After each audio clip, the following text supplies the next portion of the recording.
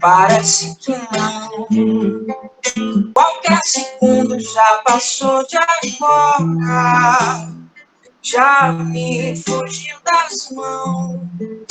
Ficou de perto com um olhar distante, como quem vê sem nem estar ali. De ser instante sem saber a ordem desse mundo vão. Oh,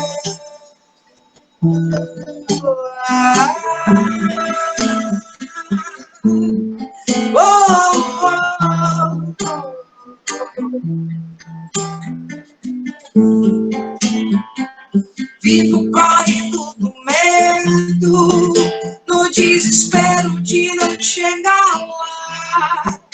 Quase que sempre esqueço do caminho, que é a essência de se admirar.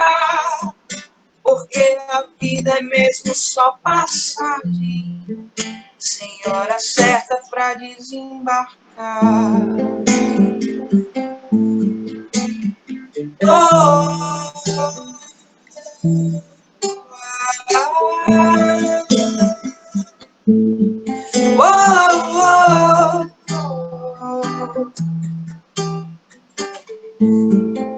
nem sei se tenho 24 horas, parece que não. Qualquer segundo já passou de agora. Já me fugiu das mãos. Ficou de perto com um olhar distante, como quem vê sem nem estar ali. De ser instante sem saber a hora desse vão. Oh,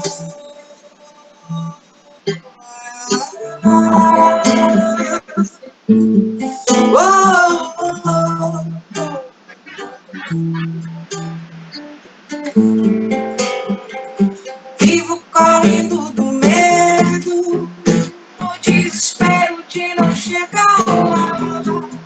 Quase que sempre esqueço do caminho, que é a essência de se admirar. Porque a vida é mesmo só passar, sem hora certa pra desembarcar. Oh,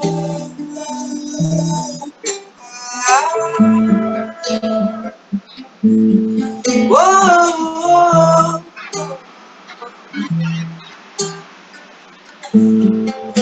porque a vida é mesmo só passagem, sem hora certa pra desembarcar.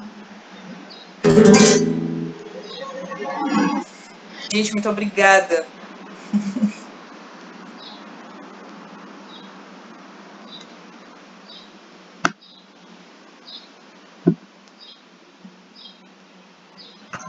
Laís, muito obrigada por nos sensibilizar com sua arte. Você arrasou.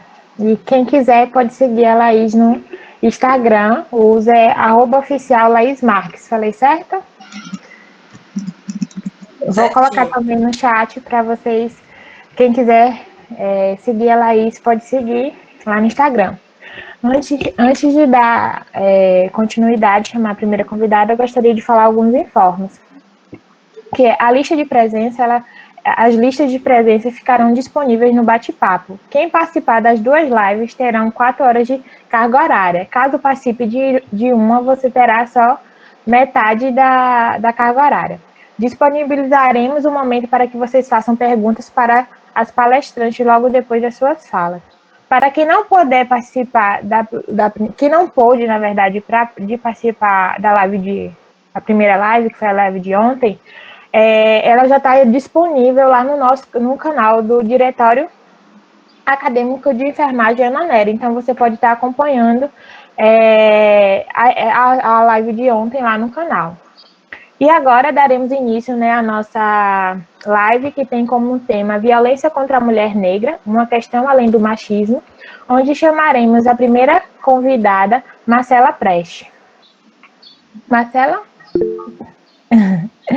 Marcela, ela é doula, mãe de dois, feminista negra, graduanda em pedagogia e integrante do grupo de pesquisa Corpo Território Decolonial na Universidade Estadual de Feira de Santana. Muito bem-vinda. A fala é toda sua. Muito obrigada. Vocês estão me ouvindo bem? Estou olhando o chat aqui. Se tiver algum problema, eu já queria me justificar. Na hora que eu ia entrar, a internet, que não é a do celular daqui de casa, deu um problema. Mas primeiro eu queria agradecer o convite do diretor acadêmico, mas sei que não foi um só, né? Foram mais de um diretor acadêmico, a executiva. Acho que esse é um debate fundamental, um debate super importante e pensando profissionais de saúde, né? Pensando vocês que daqui a uns dias são aqueles e aquelas que vão estar nos acolhendo, né? No sistema de saúde. Bom, antes de entrar na minha fala propriamente dita, eu gostaria também de me apresentar para vocês entenderem como é que eu venho parar aqui, né? Porque isso é importante. Bom, eu sou do Espírito Santo, eu sou mãe do Henrique, ele tem 6 anos, ele é fruto de um parto normal, violento, no Sistema Único de Saúde. Sou mãe também da Maria Cecília, de 6 anos, ela é fruto de um parto normal aqui na Bahia, um parto respeitoso, certo? Por que eu estou dizendo isso? Eu estou dizendo isso porque foi esse caminho, foi o caminho da violência, o caminho da violência obstétrica que me levou, né, hoje a ser uma mulher cisgênera que acolho e que atendo mulheres cisgêneras e homens transexuais nesse processo de gestação, de pré-parto e de pós-parto. Eu digo isso porque essa série de coisas que me constitui, né, enquanto essa pessoa que veio aqui dialogar com vocês. Quero dizer que, assim, eu tive na FAT há pouco tempo, no curso de enfermagem, a convite da executiva de enfermagem, foi um espaço muito bacana, que está sendo super estranho. Queria estar podendo olhar para vocês, queria estar podendo olhar nos olhos, porque eu acho que um momento como esse, né, de troca de diálogo, de aprendizagem coletiva, ela precisa ser também olhando no olho, né? Infelizmente, esse momento que a gente está vivendo, ele exige de nós esse sacrifício de estarmos em isolamento social. É uma grande pena que isso não é a realidade da maior parte das pessoas, né? Porque as pessoas, infelizmente, muitas não têm condições de garantir isso nesse momento. Então, essa sou eu sou Marcela, eu atuo como doula na cidade há mais ou menos 6 anos, sou a primeira doula daqui da cidade e tenho tentado contribuir ao longo da minha trajetória nesse debate sobre a violência obstétrica, um debate que é muito caro para mim, um debate que é muito difícil, mas que ele é muito necessário. E aí eu queria começar, propriamente dito aí, o meu diálogo, a partir de 3 dados que eu sempre gosto de trazer. Né? Nós vivemos num país que mais mata travestis, transexuais e transgêneros do mundo. Nós também vivemos no 5º país que mais mata mulheres por serem mulheres. Né? É importante dizer que também, eu acho que a Yara pode ser que ela venha tratar melhor sobre isso, mas quando a gente fala que é o país que mais mata travestis, transexuais e transgêneros no mundo, é porque também a maioria dessas pessoas remetem ao feminino. Né? E dentro disso, dentro desse universo, existe um debate que a gente não tem como não fazer, pensando no país que a gente vive, certo? Então, quando eu digo que nós vivemos no país que mais mata travestis, transexuais e transgêneros, o 5º país que mais mata mulheres por serem mulheres é o país também que assassina um jovem negro a cada 23 minutos. Todos esses tristes lugares que colocam o Brasil é uma prova muito viva da estrutura social, econômica, política, cultural que o Brasil tem.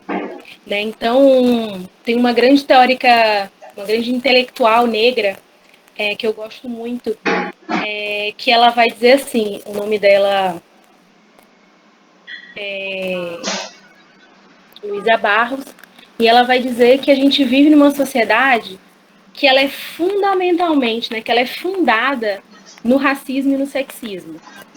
Né? Ela vai dizer que o racismo e o sexismo eles vão influenciar nas relações que determinaram historicamente a sociedade brasileira desde o seu momento de fundação.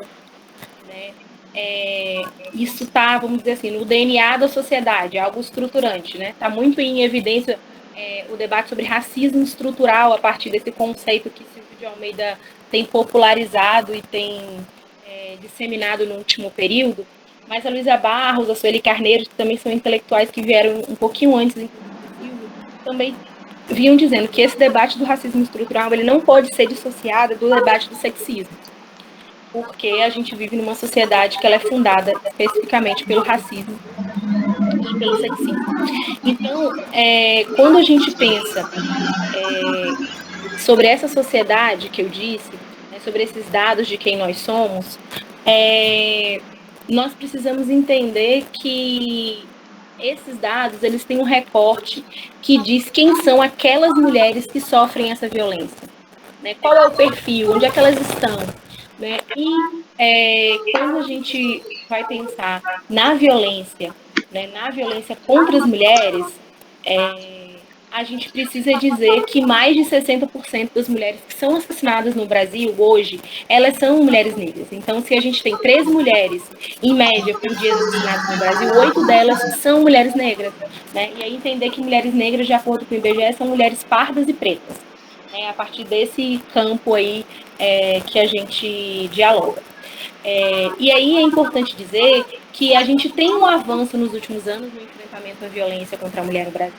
Né? A Lei Maria da Penha ela é uma das leis é a maior lei, assim, a maior referência no mundo de combate à violência contra a mulher. É uma lei muito completa. Né? Porém, quando você destrincha os dados a partir dos últimos 10 anos, ali de 2007 a 2017, você vai ver que houve um aumento na taxa de feminicídio em relação às mulheres negras e uma queda em relação às mulheres brancas. Em paralelo a isso, você, nesse mesmo período também, e é a partir disso que eu queria entrar no tema que vocês me sugeriram, que é pensar isso na assistência, né? A gente tem o Brasil aí ocupando também, tristemente, um dos países que mais mata, vamos dizer assim, né? As mulheres são vítimas de morte materna no mundo. E 90% delas, mais de 90%, são mortes evitáveis.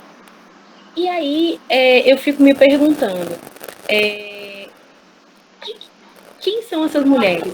E aí, quando você abre os dados para visualizar isso, né, e aí aquela pesquisa Nascer no Brasil, ela é a pesquisa mais completa que a gente tem, embora ela não é uma pesquisa que tem como seu principal objeto de estudo raça, né, mas raça aparece, né, na pesquisa, é uma pesquisa que nos ajuda muito a entender o perfil da assistência, obviamente, no Brasil, né, então vai fazer a gente entender por que a gente tem uma taxa de mortalidade materna tão alta no nosso país.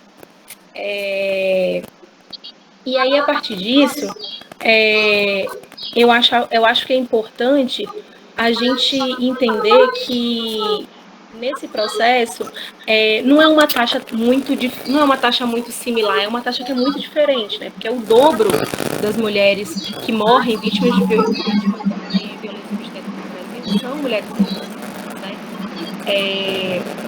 Tem um outro elemento que eu queria trazer, é que isso tem uma relação com esse elemento do racismo estrutural, certo? Quando a gente fala de que a gente vive numa sociedade que ela se estrutura a partir, né, do racismo e do sexismo, quando a gente vai dialogar sobre esse racismo que está nas estruturas, né, isso vai se refletir no que a gente vai dizer e instituir como racismo institucional. E o racismo institucional é o responsável pela morte de mulheres no período de pré-parto, parto e pós-parto. Bom, por que isso? Né? Porque existe um mito, né, da mulher forte, certo?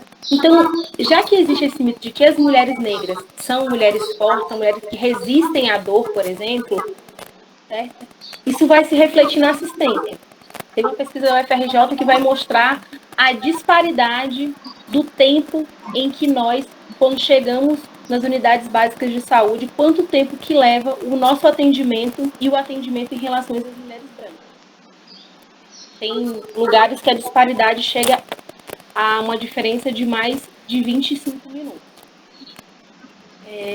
No momento em que essas mulheres vão para as unidades de saúde, né, para esse momento, né, a partir do pré-natal e aí depois elas chegam para serem atendidas no momento de parir, a gente também sabe que parcela grande delas, né, mais de quase 6% dessas mulheres que são negras, elas chegam lá com falta de exames básicos, né? E tem dois que são muito comuns, que é relacionados a diabetes e relacionados à hipertensão. E elas são uma das principais causas de mortalidade materna. Quando você cruza o dado, mortalidade materna, qual foi o fator de saúde que levou aquilo, e quem é aquela mulher, e onde é que teve problema na assistência, quando você cruza isso, você vai ver que elas são mulheres negras, mulheres pobres, certo? Então, assim, lugares das periferias dos grandes centros urbanos, em sua grande maioria, e são mulheres negras. Bom, e o que isso tem a ver com a mulher ser forte, né? Eu vou dar um exemplo muito concreto, por exemplo, na hora do parto, como é que isso tem aparecido, né? Isso aparece na forma de assistência em relação aos métodos, né? Por exemplo, na analgesia. Então, a gente vai ter um número grande de mulheres negras, você vai ter um número grande de mulheres que não recebem nenhum tipo de anestesia, né, durante o que a gente chama de episiotomia, né, e aí eu queria dizer aqui que não existe nenhum estudo científico randomizado que de fato comprove de forma contundente a eficácia desse procedimento, então ele por si só, ele é um procedimento violento em qualquer mulher, certo? E, bom, mas também existe essa questão de não conceder analgesia para essas mulheres. E aí existe uma disparidade, uma diferença é o dobro de mulheres que não recebem assistência, que não recebem anestesia, são mulheres negras. E por que isso acontece, né? E aí tem essa questão do mito, e aí tem uma teórica, uma intelectual negra que eu gosto também bastante, que ela vai falar um pouco sobre isso, sobre por que existem determinados corpos que são suscetíveis à violência. O nome dela é Patricia Hill Collins. Ela é uma socióloga norte-americana, uma intelectual negra, e ela vai dizer que vai definir isso como chamado imagens de controle, certo? E aí a Patrícia vai dizer que na sociedade que a gente vive, né, balizado por esses dois elementos que eu falei anteriormente, o racismo e o sexismo, embora ela analise a partir da realidade norte-americana, e tem muitas nuances, né, entre a realidade norte-americana e a realidade brasileira, começar aqui e lá, os negros são 13% da população, e aqui negros e negras são a maioria da população, mas mesmo assim ela vai falar como é que essa ideia, né, do controle dos corpos determina, e isso a gente consegue trazer para dialogar sobre o racismo institucional presente, né, nos sistemas de saúde, como é que isso influencia essa aceitabilidade, né, essa compreensão por parte dos profissionais de saúde que aquele corpo ele pode ser violentado. Então, quando a gente olha os principais dados, né, de violência obstétrica, então sejam aquelas mulheres que ficaram sem receber alimentação ou água durante o seu período de pré-parto, né? Seja nos momentos da analgesia, seja na garantia, né, do direito ao acompanhante. Então, a pesquisa Nascer no Brasil, ela apresenta para a gente que mesmo a gente sabendo que 1 em cada 4 mulheres são vítimas de violência obstétrica hoje no Brasil, 70% delas são mulheres negras. Né? Porque são elas, por exemplo, que são a maioria que acessam o Sistema Único de Saúde. Alguém pode me dizer quanto tempo eu tenho ainda? Momento. Você ainda tem 15 minutos. Tá, eu tenho mais uma pergunta. As perguntas que estão aparecendo no chat eu vou responder depois ou é agora? Depois da sua fala. Tudo bem. Bom, e aí, obrigada. Eu queria trazer essa questão sobre a imagem de controle, né? Porque eu acho que isso tem uma relação muito concreta e muito objetiva com aqueles e aquelas que prestam assistência, né? E vocês vão ser esses profissionais da saúde, né? São vocês que vão acolher essas mulheres desde a unidade básica de saúde, certo? Até a hora que essa mulher é orientada no seu momento de saída e de amamentação, por exemplo, com o seu bebê. Bom, dentro disso, eu queria trazer que quando eu trago aquelas séries de violências que historicamente as mulheres sofrem, e as mulheres negras vão passar por isso em maior escala, eu acho que é importante a gente também elencar que a gente vive um contexto, e aí de uns anos para cá, né, de 2016 para cá, onde existe um aumento, né, ou uma exacerbação, vamos dizer assim, né, dessa leitura e desse olhar sobre determinados corpos, né? Então, determinados corpos são matáveis, determinados corpos são a esses corpos são permitidos violência. Então, quando eu começo dizendo que nós somos o primeiro país que mais mata travestis, transexuais e transgêneros no mundo, é o 5º país que mais mata mulheres por serem mulheres, e é o país que a cada 23 minutos tem um jovem negro executado, é porque existe no Brasil uma ideia de que corpos, e que são corpos específicos, são corpos matáveis, são corpos descartáveis. E aí eu queria ir para o final da minha fala, para trazer o que esse cenário de violência obstétrica, né, nesse contexto que não é de agora, como é que isso tem se aprofundado nesse momento de crise que a gente tem vivido. A gente vive uma crise agora que ela é uma crise sanitária, é uma crise, né, uma pandemia, é um momento pandêmico que vai passar, né? Eu acredito muito nos cientistas, acredito muito na ciência, acredito muito na ciência que nós produzimos. Então, acredito que a gente vai chegar a uma vacina, né? Não vai ser tão rápido, mas a gente vai conseguir uma vacina. Então, essa pandemia vai passar, né? Esse momento de crise sanitária ele vai passar. Mas a gente vem vivendo um momento de crise política, de crise social e de crise econômica, certo? Que é atrelado a esse discurso, eu venho dizendo, de cada dia mais violento, de ódio, né? Cada dia mais um discurso que legitima determinados corpos como descartáveis. Nesse momento da pandemia, isso fica ainda mais esgarçado, isso fica ainda mais exacerbado.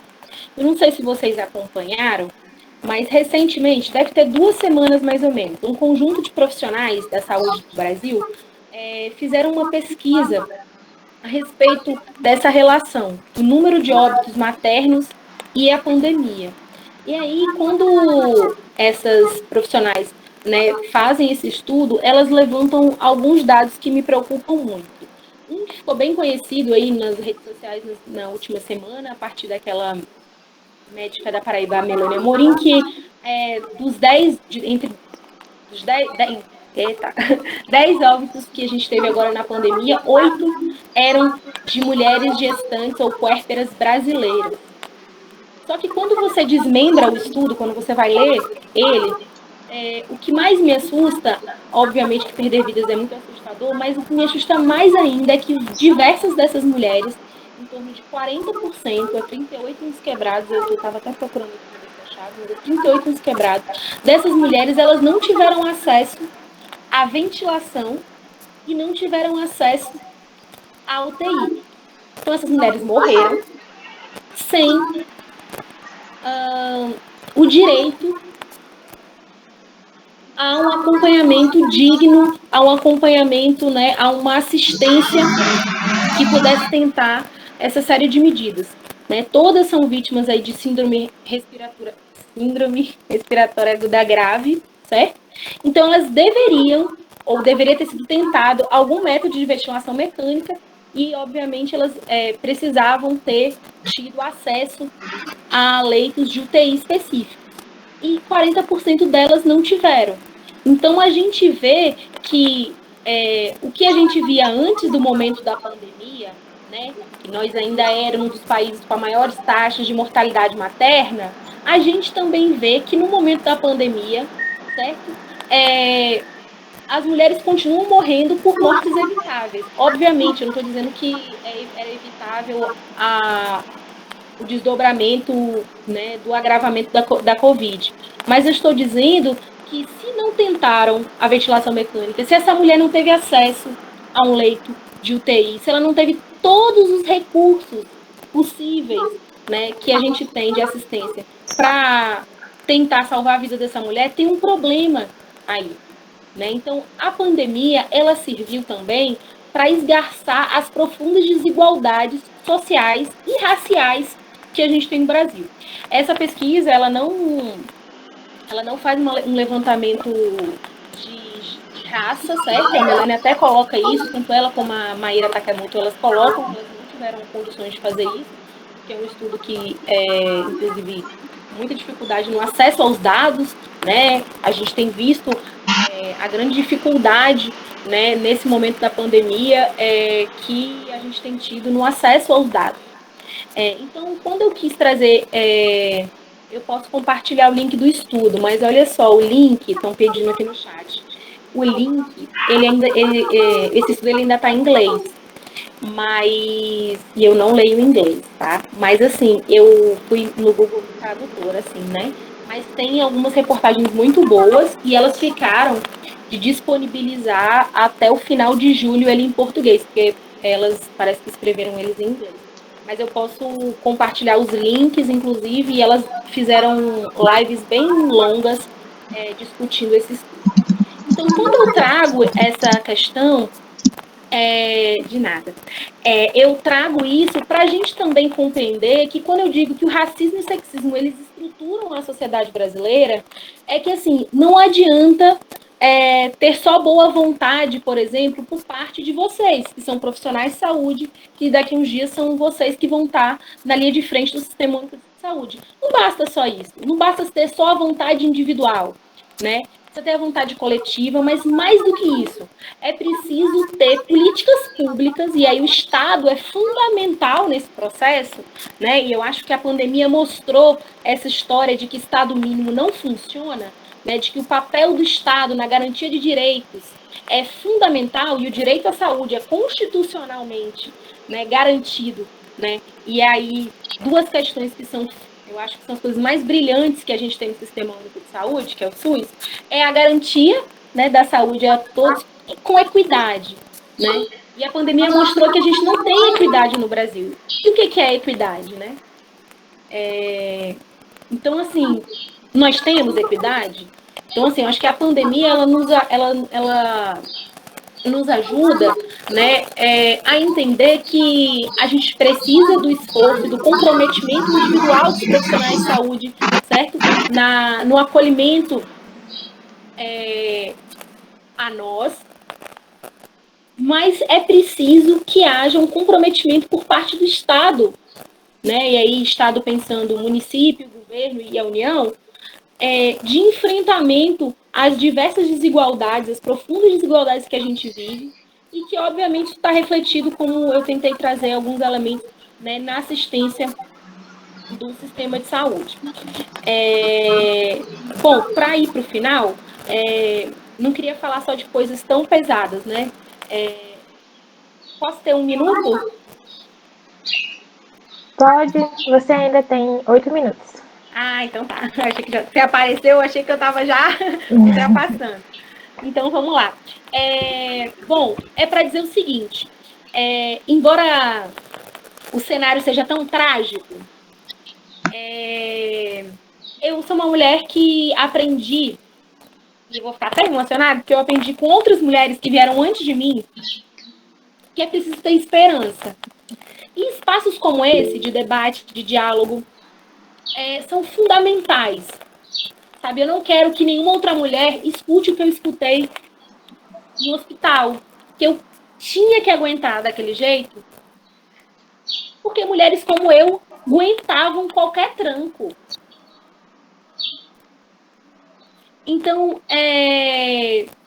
são momentos como esse, de troca, de aprendizagem coletiva, de reflexão da prática dos profissionais de saúde, que vão fazer com que a gente consiga avançar. Mas é isso. Infelizmente, isso é muito pouco.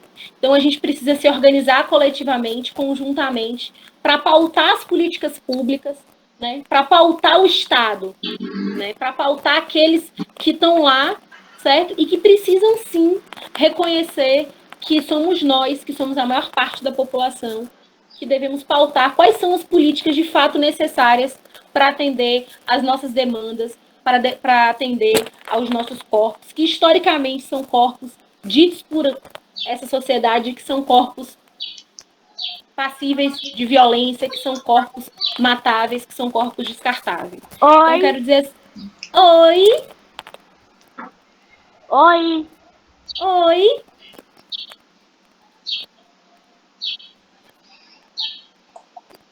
Eu vou continuar aqui. Tá Pode bom? continuar.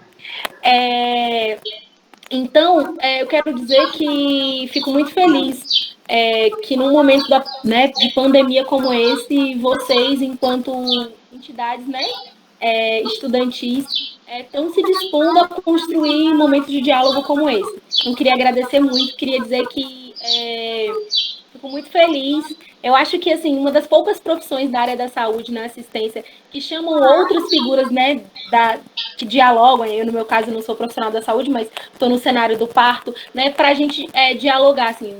Vejo poucas outras profissões ligadas à assistência de saúde a fazerem essa troca. Então, quero dizer que, apesar de tudo isso, eu acredito na potência das mulheres negras, acredito naquelas que vieram antes de mim, naquelas que vão vir depois de mim.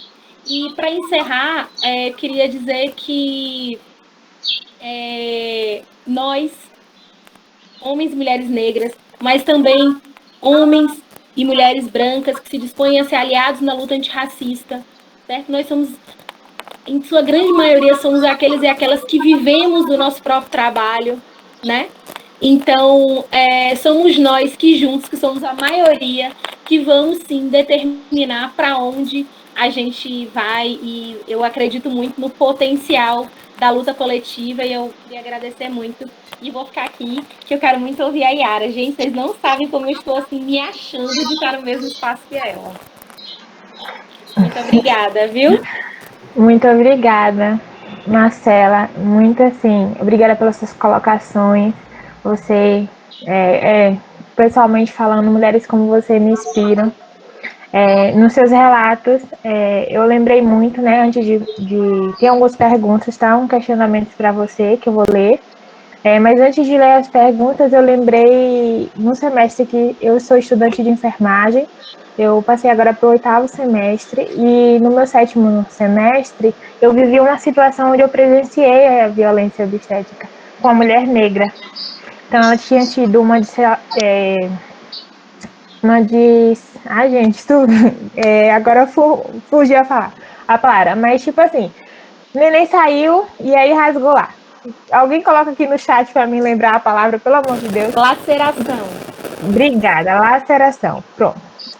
Então, ela tinha tido, e aí chamou a médica para poder fazer, né, a Rafi e tal. Só que ela aplicou a anestesia e aquilo que a gente fala, né, a anestesia não pegou ainda, ou seja, não deu tempo ainda do fármaco agir para aquela área estar anestesiada. E ela começou a fazer, e a mulher ela começou a parturiente, ela começou a gritar, né? Ela começou a dizer que estava doendo. e ela dizia assim, que não, a médica, né? Não, tá doendo não, você tem que aguentar na hora de fazer, né? E aquilo me chocava, e tipo assim, o fato da gente não poder fazer nada me deixava a lágrima assim, com as EPIs e tal, e a lágrima descia, assim, sabe? E aí o que a gente podia fazer foi confortar aquela mulher de alguma forma, então segurar as mãos. Então, as técnicas tentaram segurar ela para não pegar, né, não levar a mão à vagina. Só que quando você tá com dor, o reflexo é colocar a mão. Então, a gente tenta o quê? Não conter a pessoa, mas evitar que ela. E aí, juntamente com as professoras, a gente tentou né, um conforto ali. E ela gritava muito. E ao final, a parte que mais me emocionou foi quando ela saiu da sala de parto e trouxeram a bebê para ela, colocaram a bebê dela entre as pernas dela. E ela colocou a mão na cabecinha do bebê e ela deu um sorriso de alívio, tipo, terminou, estamos juntas. E assim, depois de tanto horror, pelo menos a gente sobreviveu, sabe? Foi uma cena muito que me marcou muito. E foi ali que eu decidi aquilo que eu não quero ser. Sabe? Aquilo que durante a assistência eu não quero fazer. Sim, foi muito forte para mim. Enfim, né? Relato contado. Eu vou ler para você algumas perguntas. Primeiro da Erika Lins. Ela colocou assim: por que você acha que a violência obstétrica continua sendo perpetuada? Aí, como ela fez outra pergunta, eu vou ler a outra também para você responder ela. O que podemos ou deveríamos fazer em caso de passar por violência obstétrica? Podemos denunciar ou processar o hospital? Eu já vou respondendo, é isso? Você quer que eu leia todas primeiro? Não, tudo bem, eu vou. Vamos assim. Beleza. Eu estava tentando procurar aqui para não me perder. A primeira é sobre a violência obstétrica e depois é como é que denuncia, não é isso? Como é que perpetua e a outra como é que denuncia, né? Por que perpetua e por que denuncia? Como é o nome da pessoa? Erika Lins. Oi, Érica, obrigada pela pergunta. Eu queria muito olhar para vocês, viu? Para piorar, que eu tenho um computador só no celular, que eu tô vendo essa mulher linda aqui na minha frente. Mas vamos lá. Eu acho que é por esses dois elementos que eu apresentei para vocês. Né? Eu não trouxe com muita ênfase o elemento gênero, porque eu sei que é um elemento que vocês já dialogam mais, né? Assim. Então eu fiz uma ênfase maior no debate do racismo. Mas eu acho que esses dois elementos são os principais elementos que fazem com que a violência se perpetue, né? Como é que entra o sexismo nessa história? Né? Existe uma concepção, né, social de que as mulheres, né, são um ser subalterno aos homens. Né? Existe essa concepção. Né? O patriarcado ele vai determinar que esses sujeitos, né, que nós, mulheres, né, são sujeitos inferiores. Né? E as mulheres negras, ainda, como eu disse, a elas nem a humanidade. Né? E aí Sueli Carneiro vai ser muito enfática sobre isso. A nós, mulheres negras, nem a humanidade é vista na gente. Né? Então, se a gente vive numa sociedade que ela se estrutura enquanto uma sociedade enraizada no racismo e no sexismo, como é que lá na ponta, que é aquele e aquela, né, que prestam assistência, né, como é que ele vê aquele corpo? Ele vê como um corpo que não tem autonomia sobre ele. É um corpo que ele não pode decidir sobre ele. Né? Então a gente sabe a gente sabe que a realidade da assistência tem se modificado, né? Ao longo dos anos, né? A gente hoje tem um número maior de mulheres, né, na assistência, a gente tem um número maior de pessoas negras entrando nas universidades, mas a gente ainda sabe que existe, né, uma parcela ainda que é muito esmagadora de quem são os homens brancos, né, que vêm filhos de médicos, né? São, em sua grande maioria, esses sujeitos que vão estar na ponta lá, dando a assistência nesses momentos de maior violência. Né? E aí, porque existe uma ideia, né, de que nós não podemos ter autonomia de decisão sobre os nossos corpos. E essa parte e essa outra perspectiva do racismo é essa, né, de que aquele corpo ele não é digno nem de humanidade, que aquele corpo ele é um corpo suscetível à violência. Aquele corpo ele pode ser violado, ele pode ser violentado, porque desde que esse corpo chegou até esse território e os corpos que estavam aqui das populações tradicionais, né, os povos indígenas, são corpos que desde que houve o processo de colonização, são corpos que a sociedade, que o Estado diz, não, pode ser estuprado, pode ser morto, pode ser violentado. Então a gente vive numa estrutura social que legitima essa prática, né? Não sei se vocês já ouviram falar, eu estou dizendo porque eu vivi, né? Quando faz a episiotomia, né?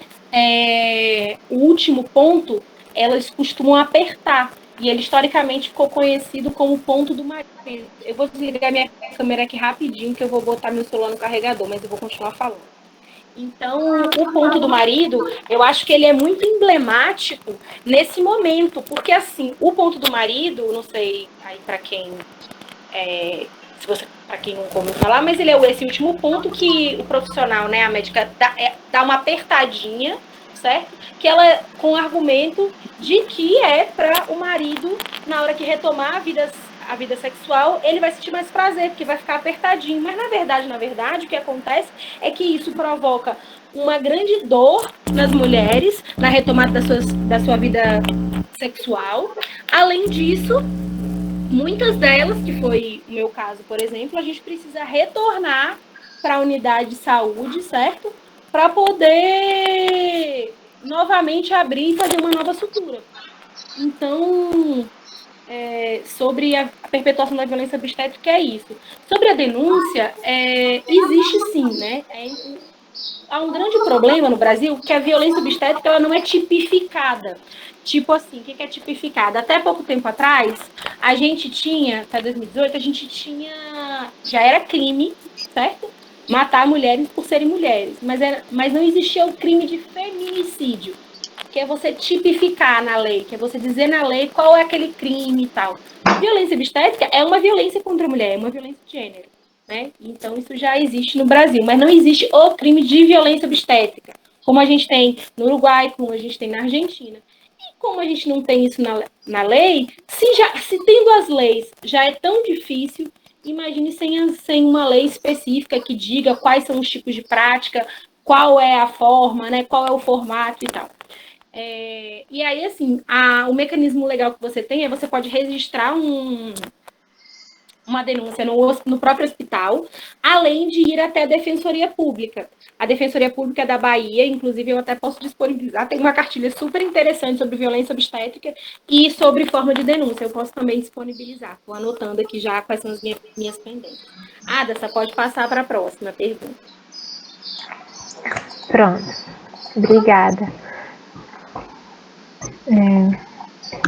A próxima foi a Rafa Santos, que falou assim: recentemente, no meu trabalho que exige uma certa força, entre aspas, minha chefe me elogiou e disse que era minha melanina que proporcionava isso. Fiquei em choque, já que não tinha percebido que esse papo de corpos fortes era envolvido em um discurso tão sutil e também fora do ambiente ali obstétrico. Como lidar nesses momentos? Como abordar esse assunto, já que a pessoa nem tem noção do peso dessa frase? Oi, Rafa. Então, bom,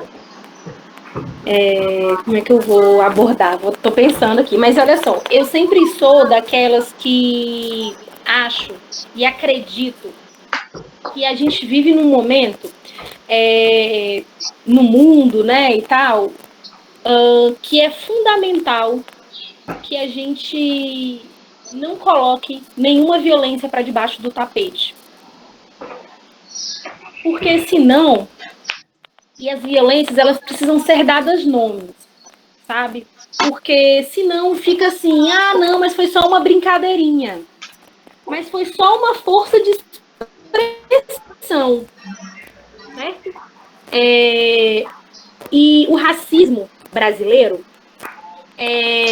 bom, tem uma pesquisa que é muito conhecida, né? Que é assim, se você perguntar para as pessoas se elas são racistas, elas vão dizer que elas não são, certo? Porque existe uma compreensão de que ser racista é você chamar uma pessoa negra de macaco, é você, né, ser... Mas a gente sabe que o racismo brasileiro, ele não é assim. E isso é responsabilidade de uma coisa que até hoje, embora hoje já seja muito mais debatido, né, e tal, mas é sobre o mito da democracia racial, né, porque aquele abençoado, para não dizer outra coisa, do Gilberto Freire, ele fez o favor de escrever aquele livro muito conhecido, Casa Grande Senzala, né? E a gente precisa ler, inclusive, para poder criticar, né? Então é um livro que é importante para entender, né, o que é o racismo à brasileira, né? Ele vai dizer naquele livro fundamentalmente o quê? Que existe uma harmonia entre negros, índios e brancos. E que isso se configura na democracia racial brasileira. Mas veja bem, se a gente mora num país em que, quando você olha todas as taxas de letalidade, que significa de morte, né, esmagadoramente são de pessoas pretas e pardas, de acordo com o IBGE, certo? Quando você vai ver todos os postos de poder, de decisão, do parlamento e de fora do parlamento, das empresas, das universidades, das instituições públicas, são ocupados por homens e mulheres brancos,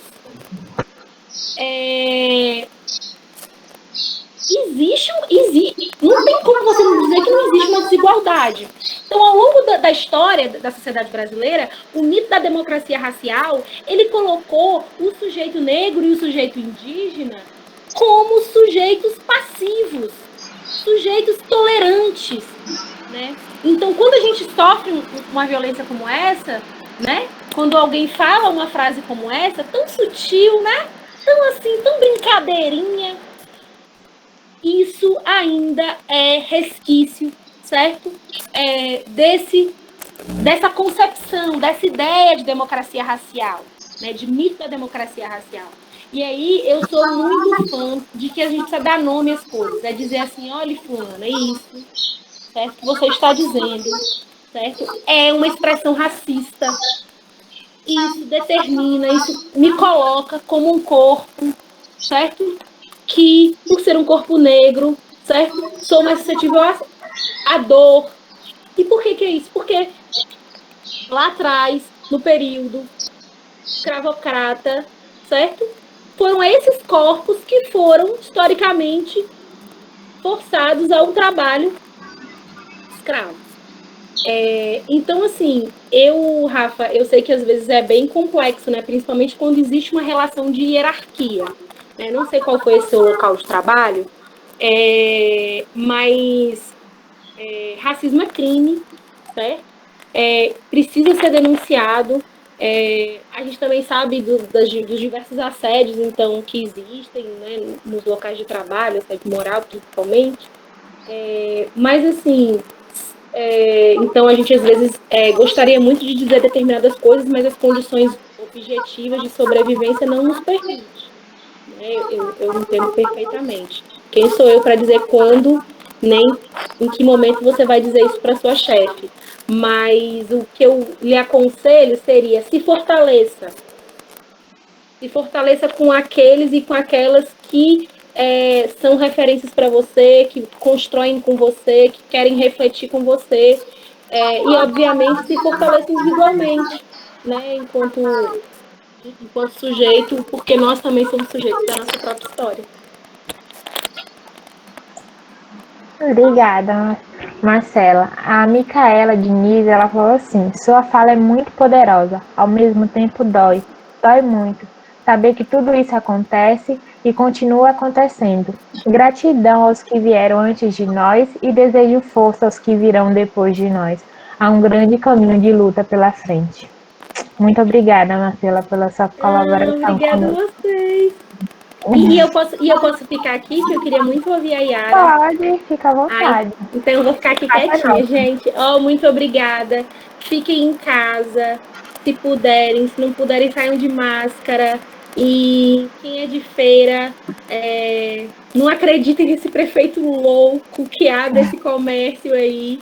A gente vai ver um colapso aí no Sistema Único de Saúde, infelizmente, nos próximos dias. Mas muito obrigada. Que a gente continue se encontrando mais vezes e partilhando sempre, viu? Um cheiro em cada um e em cada uma. Obrigada. E neste momento nós iremos dar início à segunda, palestra com a convidada Yara Canta. Yara é cantora, atriz e ativista travesti cearense, membro da Associação de Travestis e Mulheres Transsexuais do Ceará e do Fórum Nacional das Travestis Transsexuais Negras e Negros. Yara, fica à vontade, o espaço é seu. Olá, boa tarde. Tá aparecendo aí tudo direitinho? Está sim, linda, maravilhosa. Ótimo. Então, primeiro, quero agradecer, ao convite, a esse espaço. Marcela, maravilhosa, Enfim, pontuando todos esses absurdos que os nossos corpos ainda sofrem, Infelizmente. E eu não vou falar tanto desse lado da violência, mas eu vou pautar um pouquinho também. Mas antes disso, eu quero me apresentar, Eu sou a Yara Canta, como já foi falado. Eu sou atriz, cantora, enfim, eu me viro com muitas coisas na arte, porque é difícil fazer as coisas sozinha, Assim, principalmente no campo artístico, a gente tem que se virar em 10, em 1000, porque não tem apoio, não tem... Acho que principalmente quando você é negra, Assim, vamos pontuar também esse babado. Porque não tem, assim, uma empresa que chegue, que queira patrocinar, se você não está ali dentro daquele padrão branco, cis, e dentro de tudo se torna um pouco complicado esse processo da arte, Isso sem contar que, assim, a arte ainda é um campo muito elitista, Assim, ainda não chega de forma mais abrangente, assim, nas comunidades, para as pessoas com menos acesso financeiro também, E que talvez fossem as que mais precisassem, de ter essa outra possibilidade de vida, Porque eu gosto muito de pautar que, assim, para mim, a arte, quando veio na minha vida, foi muito, assim, em um espaço que eu pudesse viver, para além do campo da marginalização, que, infelizmente, os nossos corpos, de mulheres trans e travestis, ainda são colocadas, E aí vamos falar que, assim, toda essa questão que mesmo depois de mortas, como já foi falado pela Marcela, inclusive, que o Brasil é o país que mais... Mas eu não gosto muito de falar dessas denúncias, porque eu realmente acho que a gente tem que avançar, mas é preciso ter a denúncia para que a gente faça alguma coisa e avance, Enfim. Então, o Brasil ainda é o país que mais mata, especialmente mulheres trans e travestis, Outras siglas, outros gêneros dentro do T, dentro da transexualidade, mas especificamente o maior número desses assassinatos são de travestis e mulheres trans e negras, Então, assim, falar de transfobia é falar de racismo, É falar de genocídio da população negra. Então, aí também faço aqui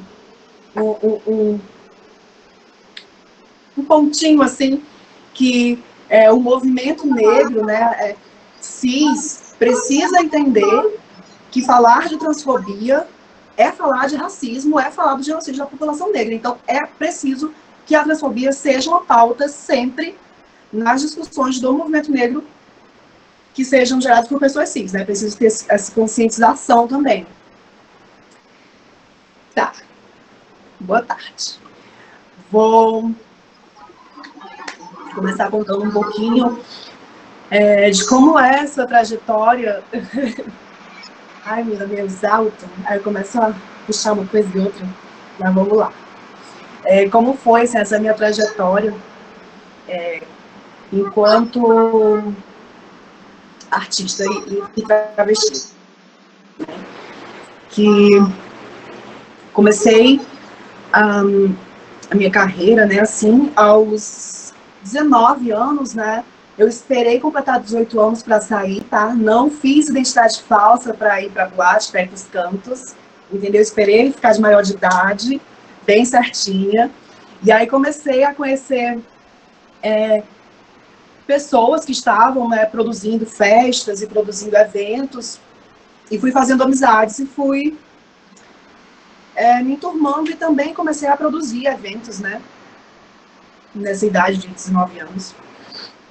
Comecei a tocar como DJ, e aí comecei a cantar também, mas é muito complicado, assim, que hoje eu tenho noção de como era um espaço totalmente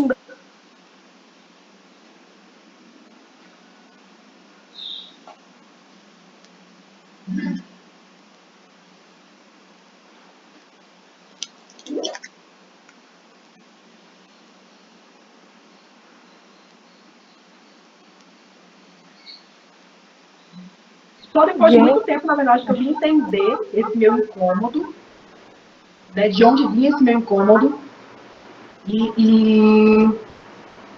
Enfim, na época não tinha outra alternativa, era onde eu comecei, foi tudo certo, né, e tal. E eu lembro também que, assim, não existiam muitas referências de travestis ou pessoas trans, em geral, assim, fazendo na mídia, né? Eu lembro que, para mim, quando eu fui me entender, qualquer coisa nesse sentido, foi quando apareceu a Leati no Fantástico, né? Modelo, assim, que aí ela apareceu num espaço de humanização, né? Ela apareceu com a imagem mais humanizada, porque, enfim, essa desumanização que a gente passa, geralmente a gente faz a gente não se ver nem na mídia, né? Isso foi um processo muito doloroso para mim, porque eu me lembro que nessa minha construção, quando eu já estava assim, sem entender, mas já estava vivenciando a minha travestilidade, mas ainda não, sabe? Foi no colégio ainda. E a minha melhor amiga na época, em dado momento, né, eu já, enfim, já era super eu. E aí, ela em dado momento chegou pra mim e falou assim, tá, mas você não vai virar travesti não, né? Porque se você virar travesti, eu não sou mais sua amiga. Isso eu tinha 13, 14 anos. Então, assim, essa exclusão que a gente infelizmente é acostumada a passar, né? E isso perpetua nas famílias também, porque assim a taxa de expulsão familiar que as travestis e mulheres trans passam 13 anos de idade. Assim. A média de idade em que as travestis e mulheres transexuais são expulsas de casa é 13 anos de idade. Então, como que a gente faz para conseguir construir um novo futuro para nós, né, para as pessoas trans, se as nossas próprias famílias nos expulsam de casa tão cedo? O que é que a gente vai fazer da vida com 13 anos de idade solto no mundo? Assim, é um absurdo, sabe? Enfim, eu fico assim, nem consigo falar tanto assim sobre essa questão dessa discussão, porque assim, primeiro que é crime você abandonar uma pessoa menor de idade, assim, nessa idade tão nova, né?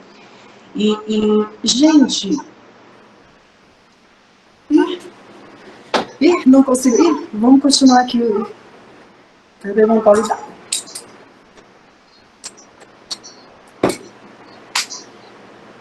E aí, né, esse processo todo de exclusão, onde eu não me via representado, não conseguia nem me entender enquanto nada, principalmente por conta, né, dessas exclusões e dessas agressões, né, que eu passei assim mesmo, assim. Foi uma agressão muito forte que essa minha amiga, entre aspas, né, fez comigo. E aí, quando passou mais um pouco, que eu vi a Leati, né, como eu comentei, e aí vi aqui em Petras, que hoje está famosinha, mas na época ela surgiu muitas assim, notícias dela, por ser uma cantora trans e tal, e ela era, eu não sei se era da Alemanha, eu acho, uma branquela. Mas, enfim, foi também um nome que me veio... Deixa eu só ver aqui sem comentar. Enfim, foi um nome que também veio me ajudar nesse processo, né, de entender. Porque até então eu ficava, nossa, mas como que eu posso ser travesti? Eu não vou me prostituir. Olha como a sociedade constrói, né, como esse sistema transfóbico constrói na cabeça de nós mesmas essa visão de que ser travesti, né, ser uma pessoa trans é ser um corpo marginalizado. E não é, né, não tem nada a ver, mas assim, é uma coisa tão bem estruturada e continua, essa estrutura continua se reforçando a cada dia, né, a cada notícia de um assassinato, que eles vão lá e colocam a identidade masculina, colocam um nome que muitas vezes já foi alterado, inclusive no documento tudo coloca o nome masculino, enfim, um nome que não interessa mais, que não faz parte mais da pessoa. Um gênero, tratam realmente dessa forma desumana, né? E aí, bom, quando foi passando os anos, depois de passar por vários campos assim, artísticos, eu entrei no teatro, né? E aí eu acho que foi quando eu comecei a ter uma visão assim, maior e entender muitas coisas na minha vida. E muitas dessas violências que eu vivenciava e não entendia assim, muito bem. E aí, inclusive, no teatro, que uma grande amiga minha, que eu chamo até de filha, a Elícia, está até aqui assistindo, a Elícia foi uma das pessoas que, assim, mais contribuíram nesse processo, porque ela também é uma travesti preta, né? Então, assim, a gente tinha muito esse fortalecimento, né, entre nós duas. E ter esse afeto, né, essa identificação, fez muito com que esse processo, assim, foi muito difícil fazer teatro também, né? Teatro também é um local muito fácil de se estar, né? Então, assim, foi um período que foi bem complicado, na verdade, porque a gente estava, né, num local de enfrentamento. Aliás, é uma coisa que eu sinto muito, né? Sempre eu sinto muito que em qualquer lugar que nós, e aí nós eu falo também pessoas cis, negras, enfim, né, em geral, que a gente esteja, assim, parece que a gente tem que estar num enfrentamento muito grande sempre, né, porque ou a gente se cala e sofre, porque, tipo, se cala e sabe, ou a gente também sofre por ter que estar batendo, sabe, ter que estar dando a cara a tapa e falando e reclamando, aí vem aquele estereótipo da agressividade, né? E assim, é complicado estar nesse local, mas a gente estava nesse local. E ficamos nele até o fim, né? Então, além dessas problemáticas que teve, né? Por ser um local que é muito, assim, dominado também por pessoas cis brancas, né? A gente estava nesse enfrentamento. Mas, de qualquer forma, veio... De qualquer forma, foi muito bom, assim, também para minha construção enquanto pessoa, né? Enquanto artista, enquanto tudo. Mas também não estou dizendo que vale a pena você estar nesses locais, não, sabe? Pro meu caso, eu consegui terminar, né?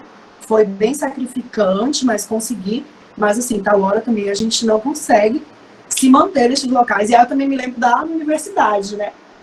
Que, inclusive, uma das minhas questões de estar aqui hoje, dando essa palestra, de falar isso aqui, é estar nesse local de patologização, né? E aí aqui essa questão de universidade, né? Esse campo acadêmico, especialmente na área de saúde, que nos trata muito de maneira patologizada, né? Então, inclusive, aí uma dica, né, para quem está estudando aí, essas questões de saúde, né? Que eu não sei como funciona, né? Nunca estudei saúde. Mas eu acredito muito que devia ter, não sei se tem, se não tiver, devia ter matérias, né, mais específicas sobre esses assuntos. Assim, talvez tenha, mas vou dizer mesmo sem saber que talvez não seja gerado, esse conteúdo talvez não seja gerado por pessoas trans, né, travestis, não sei. Já estou jogando assim, sem saber, mas estou jogando porque provavelmente não tenha, né? Enfim. Mas é assim, é um descuido muito grande, porque a gente não se vê bem acolhida nesses espaços, né, de saúde, de todos os espaços, né, falando de saúde especificamente aqui. Eu mesma, assim, a última vez que eu fui médico foi em 2015, no começo de 2015. Assim. Faz 5 anos que eu não vou no médico e eu faço meu acompanhamento hormonal sozinha, eu comigo mesma, assim, né? Nem para fazer o exame eu não vou fazer, né? Agora veio a pandemia, mas, enfim, o que eu fazia no começo era sozinha, comecei, e aí depois de 2 anos que eu já estava tomando, fazendo esse tratamento hormonal, né, acompanhada por outros travestis, né, online, assim, por fóruns, né, conversando com outras, fui montando esse acompanhamento. E aí fui ao médico, porque em 2014, tô ficando velha, em 2014, fui dar entrada no processo de retificação de nome, gênero, né? Nessa época que eu fiz, eu ainda precisava entrar na justiça. Hoje em dia tem esse processo que é direto no cartório, que eu não sei dizer exatamente como funciona, mas pelo que eu entendo, pelo que eu vejo, é diretamente no cartório, né? Antigamente, não. Fui à defensoria e tal, passei 3 anos nesse processo de notificação de nome, né, e gênero, e precisava de 1000 atestados, né? E daí que eu falo da patologização dos nossos corpos. Porque é como se a gente precisasse, não. A gente precisa de um aval de uma pessoa cis para que ela diga que a gente é ou não é. O que a gente é ou não é. Então, assim,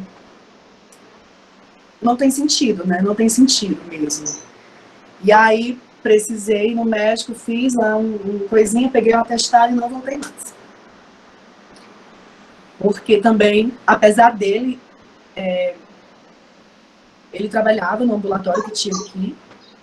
Esse ambulatório também não funciona muito bem, né? E aí também outro ponto, né? É preciso que tenha esses ambulatórios para atender a população trans, né? E que sejam bem preparados, né? Assim, enfim, que saibam. Tô saindo aqui, se alguém falou alguma coisa. Eu acho que as perguntas respondi depois, né? Se for o caso. É porque é difícil ficar lendo. Mas, enfim, então, ter ambulatórios específicos também é muito importante. E eu vou voltar ao que eu estava falando, que eu já me perdi de novo. Do teatro, né? Eu vou postar uma coisa e outra já disse. Então, apesar de estar naquele local do teatro, que é muito... Foi bem sofrimento, mas também, assim... Por exemplo, fui mestre de cerimônia no evento, no palco principal do teatro. Assim, foi muito feliz para mim, mas é isso, assim. Através do teatro também surgiu, por exemplo, a Terra Prometida, que é um coletivo que eu faço parte, e é um coletivo que é só com pessoas trans, né? Todos os integrantes são pessoas trans. Inclusive a Elícia, que eu já falei aqui o nome dela, ela também faz parte da Terra Prometida. E aí, eu acho que passa a ser uma outra etapa da minha vida, né? Que é estar em contato mais direto ainda com outros artistas trans, né? E aí também eu quero falar que, assim, aqui em Fortaleza, né? Sou de Fortaleza, não lembro se eu falei. Sou de Fortaleza, e aqui em Fortaleza tem muita gente trans produzindo arte. Mas aí eu faço um questionamento. Onde estão essas curadorias que não nos inserem nos eventos, nos festivais e tudo mais, assim? Porque ainda é muito pouca a participação de nós, artistas trans, nas programações, assim, sabe? E tem muita gente aqui, muita, eu não sei nem contar, assim, não cabe nas mãos. Tem muita gente muitos artistas trans aqui em Fortaleza fazendo muito trabalho incrível e em várias áreas, assim, diferentes. E a gente não tá, assim, ainda tão, sabe, como deveria ser. E aí também, assim, por exemplo, a Terra Prometida surgiu de um momento de escassez, né? Porque a Elícia e a Monstra se inscreveram para um edital lá de uma amostra que acontecia lá nesse mesmo teatro que eu estudei, né, no Teatro Zé de Alencar. E aí, várias pessoas trans se inscreveram, né? E se eu não me engano, esse projeto foi o único que passou. E aí, por isso que eu falo da curadoria, né? O que é que essas curadorias estão, assim, pensando, focando, de não nos dar mais espaço, né? Então, por conta dessa escassez, né, esse projeto, que a princípio era 2 pessoas, foram somadas mais 6. Então, eram 2 e na verdade, se tornaram 8 pessoas, né? Hoje somos 9 no coletivo. Porque, mais uma vez, a gente pega o espacinho que a gente conseguiu e divide para trazer várias outras com a gente. Porque é esse trabalho, assim, de partilhar o pão, né? Da gente de alguma forma, tentar se infiltrar e conseguir trazer mais das nossas para esses espaços, né? E é muito ruim, na verdade, é muito ruim trabalhar assim, dessa forma, escassa e precária, né? Que se torna muito precário o nosso trabalho quando a gente precisa estar nessa forma, nessa questão, né, que eu falei de dividir o pão e tal. E aí também, deixa eu ver aqui, eu vou terminar aqui, já eu respondo essa coisa da saúde. E aí também, enfim, estou tentando falar de muita coisa, mas vai dar certo. Falta só 8 minutinhos, né, eu acho. Yara, licença, desculpa de interromper. Pode ficar tranquila que no final a gente lê os comentários e aí você responde. Para você não ficar desconcentrando, tentando acompanhar o chat. Pode ficar tranquila. Pode continuar.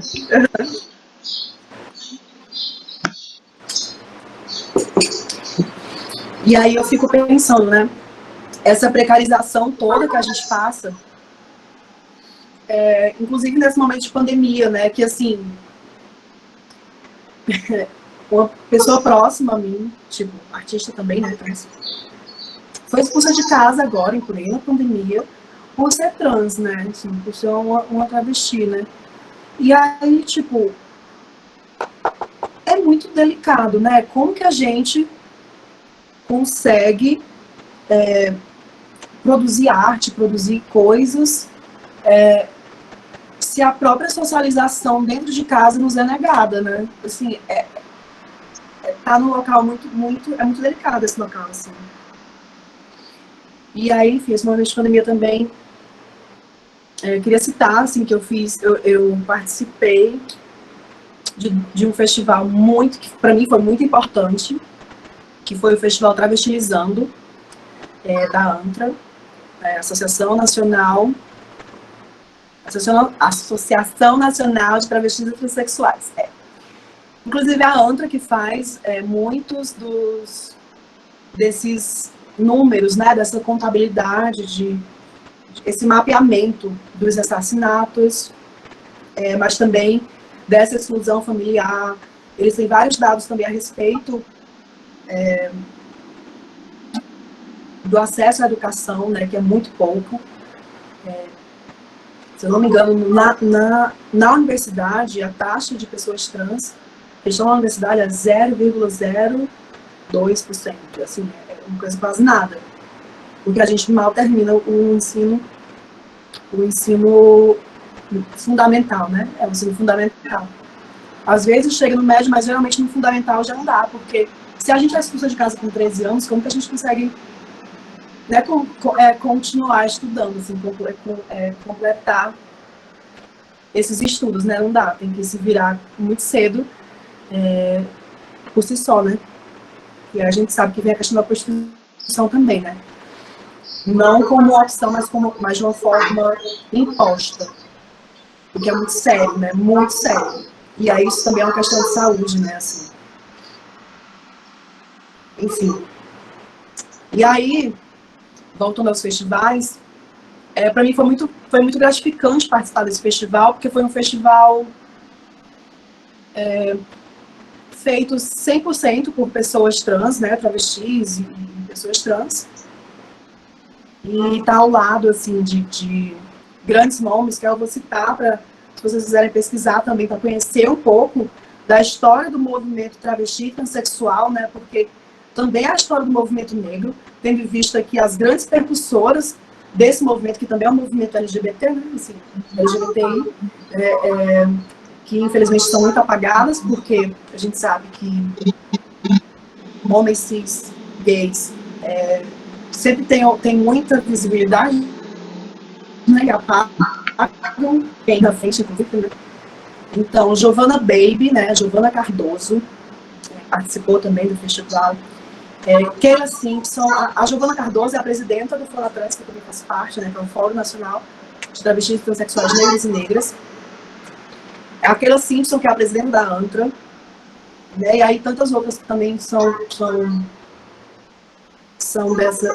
essas matriarcas desse movimento no Brasil, né, que são negras, que é a Beatriz Senegal também, assim, outro grande nome. Então, assim, é preciso também entender e dar visibilidade a esses nomes, né, que são brasileiras. Meu tempo está já acabando, mas estou finalizando também.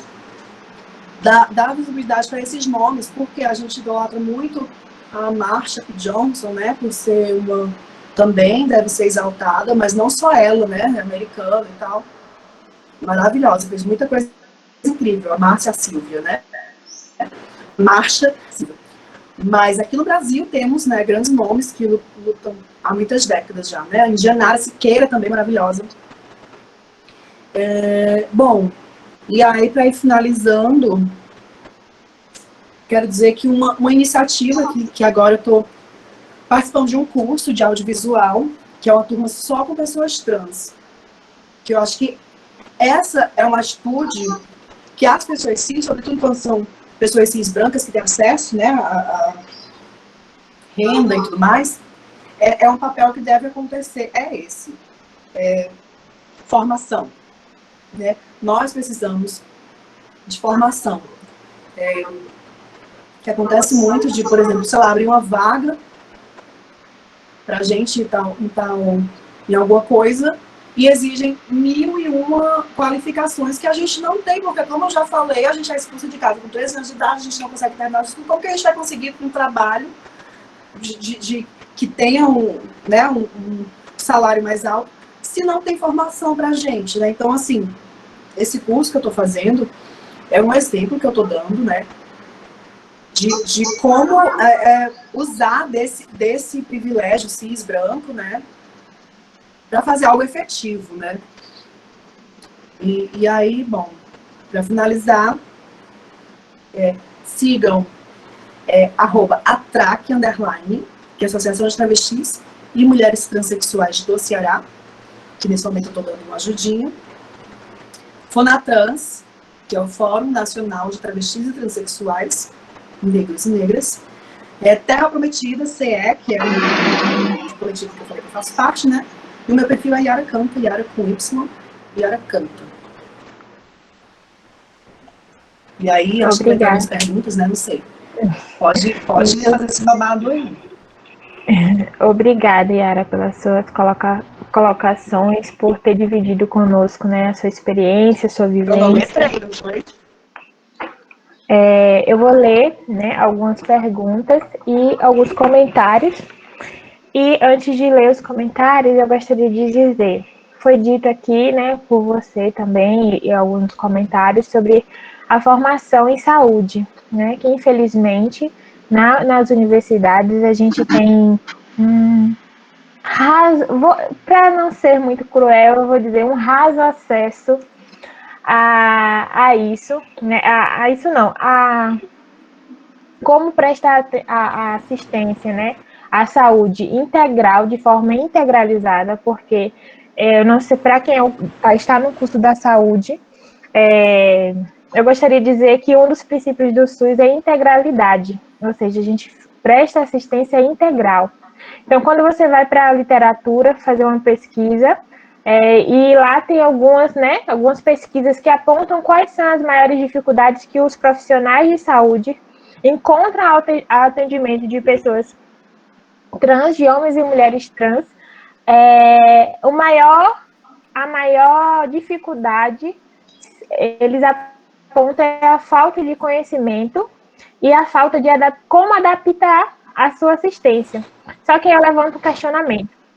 Quando se trata de uma mulher cis, e ela também faz acompanhamento hormonal se ela opta pelo uso de anticoncepcional. Então a gente presta assistência àquela mulher que está fazendo uso de um hormônio. Então, qual é a nossa dificuldade de estudar para poder prestar assistência para uma mulher trans que também está fazendo uso de hormônio? Então, esse é um questionamento que eu gosto de levantar quando toca nesse tópico, porque hoje eu acredito que a falta de informação não deveria ser mais a nossa desculpa para isso. Por exemplo, esse espaço aqui é um espaço de formação, contanto que uma das perguntas é justamente essa, da Luane Girardi, que fala assim: sou estudante de medicina e sinto falta na minha formação a abordagem sobre trans. Quais as dicas que tu sugeres para nós, principalmente em como se portar e atender paciente trans? E a primeira pergunta, né, eu acho. Como tornar um atendimento mais respeitoso e confortável para vocês? Pode responder. Já. Eu acho, assim, é isso, né? É necessário que tenha uma formação também para os profissionais, mais especificamente, né? Mas, vamos lá, né? Vamos mais uma vez estar nesse local de, tipo assim, uma coisa meio que individual, cada pessoa tem uma consciência de nos tratar de forma humanizada, né? Enfim, eu acho que, assim, principal, uma das coisas que eu vou tentar falar mais por mim, né? Mais do que eu vivi, mas que eu sei que cabe para tantas outras, assim. Eu acho que a questão, por exemplo, do nome, né? O cuidado, caso a pessoa não tenha um nome retificado, assim, ter esse cuidado, assim, de como tratar, né? De como de respeitar, né? O nome, o gênero e tal. Outra coisa também, assim, que eu acho que isso é muito importante.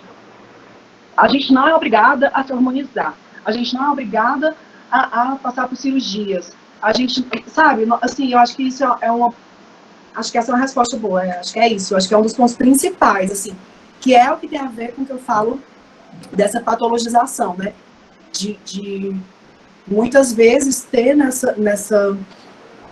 essa visão que a gente precisa passar por tratamentos, por cirurgias, por isso, por aquilo, e essa não é uma pauta nossa, assim. Existem essas vontades, mas, assim, a gente não pode falar como se fosse geral, porque isso é uma coisa individual, e cada pessoa vai enfim, querer ou não, se quiser tá tudo certo, se não quiser também. Então, assim, não eu acho que principalmente é não nos tratar dessa forma generalizada, né? Eu acho que, e aí vem muito essa, que eu acho que é essa coisa da humanização, né? Não tem como ver a gente é tão diversa, sabe? Cada pessoa é um universo por si só. Então é muito complicado ter uma visão de um todo, assim. É realmente você entender o que é essa pessoa que está ali na sua frente, como essa pessoa se sente bem, né? O que você pode fazer para essa pessoa se sentir bem? Se essa pessoa precisa se sente nessa necessidade de hormonizar, né? De fazer tratamento hormonal, de buscar a melhor forma, né? E aí também eu não sei, mas assim, eu acho que não tem também essa formação muito específica desse tratamento hormonal para pessoas trans, né? Porque não é o mesmo tratamento que uma pessoa cis vai fazer por alguma outra questão, assim. Porque, inclusive, nas bulas, na bula não tem dizendo assim, você é uma pessoa trans, assim, não tem essas especificações, né? Então, assim, é uma coisa que, sim, é delicado, né? Eu não sei realmente como funciona dentro da universidade, mas, assim, eu entendo que é preciso ter também essa formação, não só de saber tratar, mas de saber como, por exemplo, as dosagens.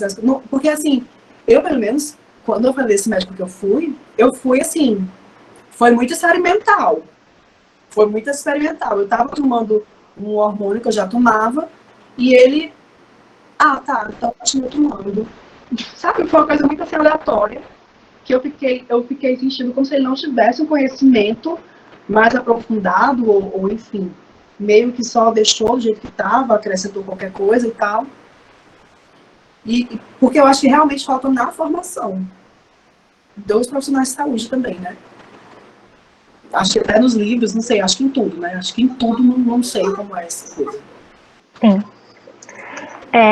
O Antônio Neto falou: trabalhos acadêmicos, quando tem, são bem superficiais.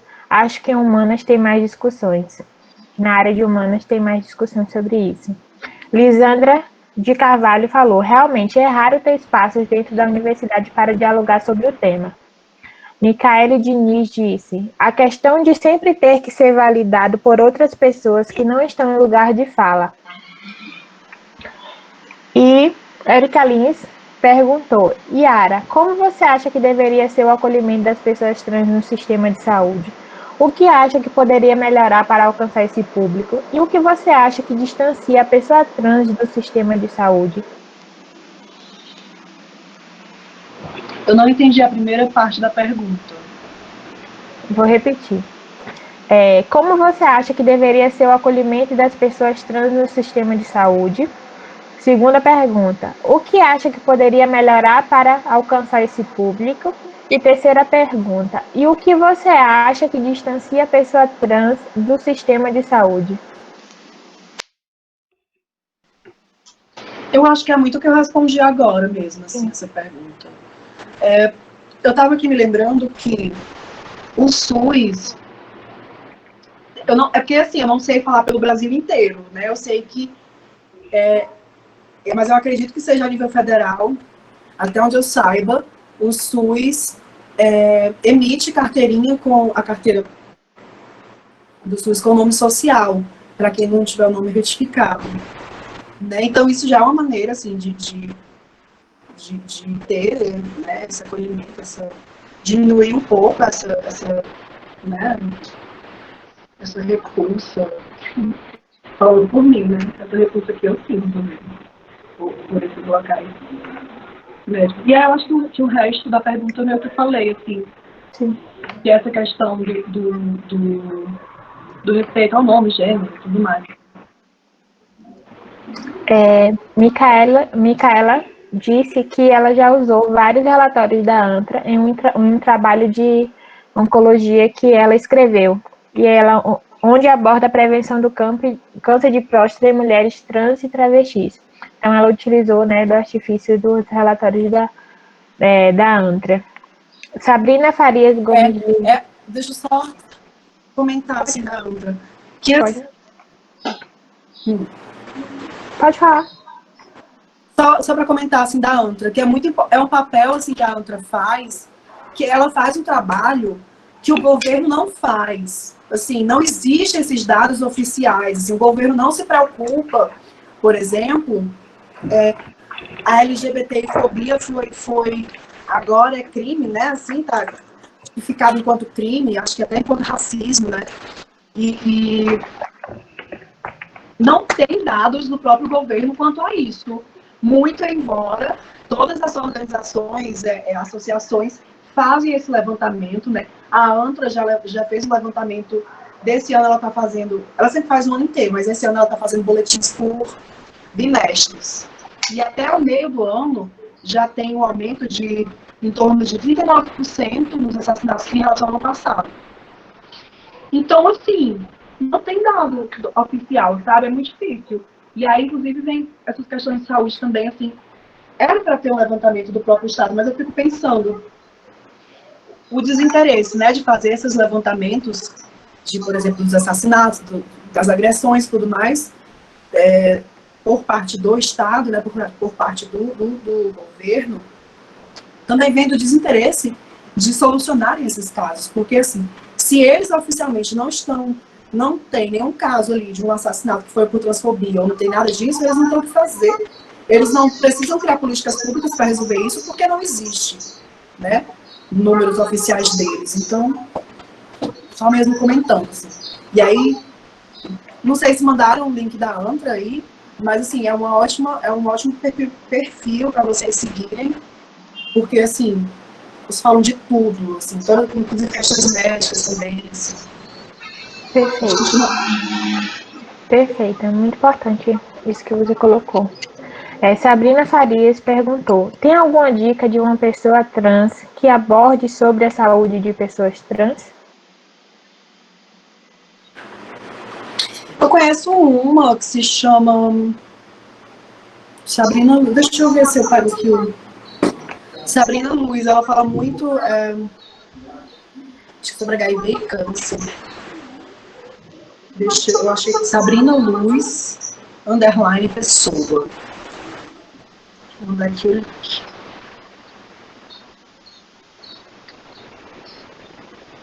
Eu acho que, se não me engano, ela é aqui de Fortaleza, inclusive. Mas eu acredito que as outras também, assim, é porque de cabeça é mais difícil lembrar, mas... Inclusive, assim, na ANTRA tem muitos posts, assim, sobre muitos assuntos, e inclusive deve ter perfis que falem sobre isso também, assim, lá, sabe? Sim. Temos uma inscrição do Lucas. Lucas, você tá aí? Tô aqui sim. Eu pedi pra falar porque eu acho que o texto ele não expressa tudo que eu gostaria. Primeiro, deixar elucidar que eu não sou uma mulher. Sou uma pessoa não binária. E vim trazer um relato e também fazer uma pergunta no final. Enquanto estudante da saúde, eu costumo falar que eu tive sorte de ter dentro do meu quadro de professores, dois professores que são homens gays e que tiveram essa sensibilidade de trazer para a gente minimamente a pauta não só dos gays, mas de mulheres lésbicas, de pessoas travestis, transexuais, intersexo, entre outras. E uma coisa que me marcou bastante durante a graduação é que eu lembro de uma disciplina que foi a Sociologia Aplicada à Saúde. A gente tinha um seminário que era para tratar sobre a política de atenção integral à população LGBT, que inclusive foi o meu grupo que ficou responsável. E eu lembro de ter ouvido no dia desse seminário de uma mulher negra da minha turma que não ficariam para assistir porque estava cansada de ter uma disciplina que só falava de gay, que só falava de lésbica, que só falava de travesti. Eu lembro que nesse dia o meu grupo apresentou o seminário para o professor e mais 3 pessoas da turma, de uma turma com 40 pessoas. Então a gente percebe que o pessoal de fato não tem interesse em aprender em relação à temática de fato. É, e eu costumo falar em todo espaço que me é dado, que eu tenho essa oportunidade, que a gente que tem essa sensibilidade e que percebe que na grade não é tratado, a gente tem a obrigação de cobrar isso. É uma obrigação para comigo, é uma obrigação para com a sociedade, é uma obrigação para com a pessoa trans de modo geral. Se o meu currículo acadêmico não vai me dar isso, eu tenho que ir atrás de alguma forma e fazer com que eles vejam que eu quero que aquilo ali seja abordado. O meu questionamento é, a gente percebe que atualmente algumas pessoas trans elas têm conseguido chegar à mídia enquanto cantoras, atrizes. Vamos citar, por exemplo, a Urias, que é alguém que tá alcançando diversos espaços atualmente. Temos a Linda Quebrada, a Lineker. E eu queria saber de ti como que é, já que você não tem tanta visibilidade quanto elas, como que é para ti permanecer nesse cenário enquanto artista sem ter tanta visibilidade?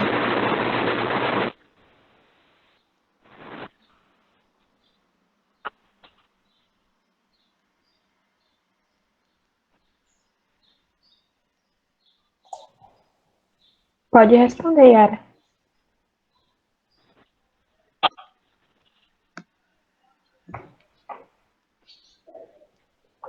Yara? Eu não. É porque, assim, deu uma falhada no áudio pra mim. Eu não consegui entender a pergunta. Eu perguntei como que é pra ti se manter nesse cenário enquanto artista, já que você não tem ainda tanta visibilidade a nível nacional como outras artistas.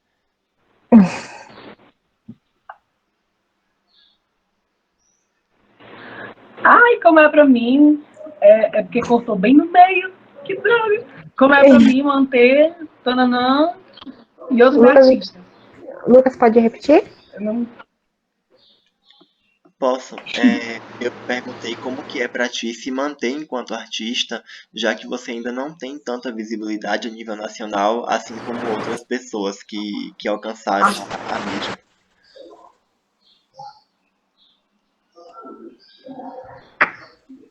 Tá, entendi. É babado, né? Muito babado, porque, assim, eu tinha falado no começo da questão do apoio que não tem, né? E agora, nesse momento de pandemia, que complicou mais ainda, né? Porque, assim, essas lives, eu fico pensando, né? Até que ponto... eu participei da live da Tereza Cristina, foi uma delícia, a Tereza Cristina é muito maravilhosa. Mas eu fico pensando, assim, até que ponto vale a pena uma pessoa, eu, no caso, enfim, qualquer outra pessoa, fazer lives, ou fazer shows, ou fazer qualquer coisa, sem estar sendo remunerada, sabe? Porque, principalmente, quando se trata de um corpo, assim, de uma pessoa travesti, negra, né? Que, sabe, a gente se... Sabe, é complicado, porque não tem aparecido. Principalmente agora, nessa pandemia, né? Não tem aparecido coisas remuneradas, então, assim... E aí eu falo muito da questão da redistribuição de renda, né? Que é necessário que essas pessoas que haja redistribuição de renda, né? Para essas pessoas que não têm esse acesso tanto.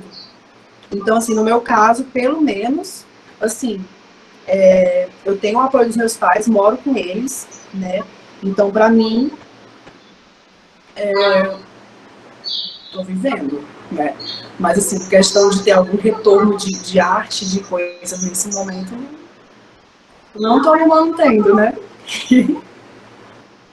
Mas também não é uma exclusividade minha, né? Assim, sobretudo esse momento é um momento que tá, né? Pessoas morrendo, inclusive, né? Muitas ainda. A pandemia não acabou, tenham cuidado. Vamos lembrar sempre, né?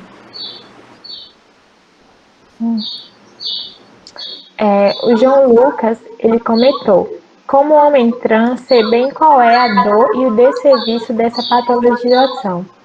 Com essa patologização, nos adoece de toda a sociedade é sempre pautada para a cisgeneridade. Não é pensada sobre nós e para nós. As discussões e pensamentes que temos feito é que tem aberto a discussão para os nossos corpos nessa sociedade. O Walternei Moraes, né, te parabenizou. Isso mesmo, a ANSA faz um trabalho excelente, um trabalho que o Estado deveria fazer e não faz. Saúde e qualidade de vida é direito de todos.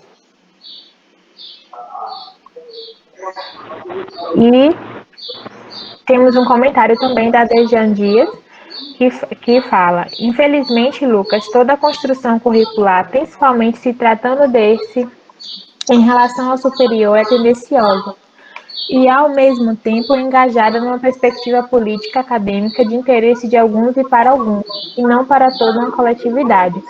E por isso, mesmo que nem todos os anseios são contemplados, principalmente quando se pensa numa luta de minorias dentro desses espaços segregados, que são as universidades, mas lutemos para a fim de rompermos certos paradigmas. Então, Yara, nós gostaríamos de agradecer a sua presença e a sua fala. Muito obrigada por ter aceitado o convite. A Marcela também, muito obrigada por ter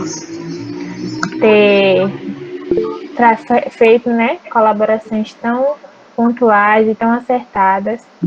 Estamos muito felizes pela participação de ambas. Muito obrigada. Alguém gostaria de fazer mais algum questionamento, falar alguma coisa, contar alguma vivência?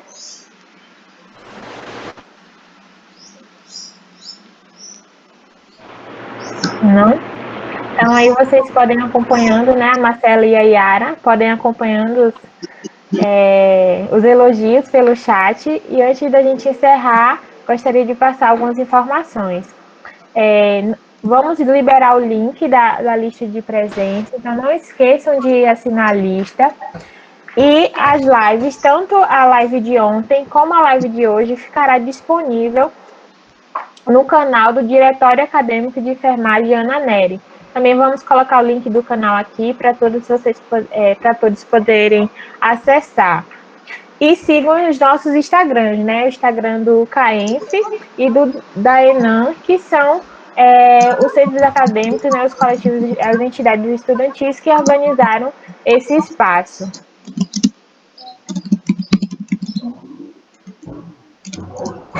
Certo. Um momento, gente. Marcela? Oi. Você gostaria de ler um poema, é isso? Eu gostaria. Pronto. Antes de você ler, só queria fazer outro informe. Os certificados serão enviados a partir do dia 8 de agosto. Com a palavra, pode ficar à vontade, Marcela.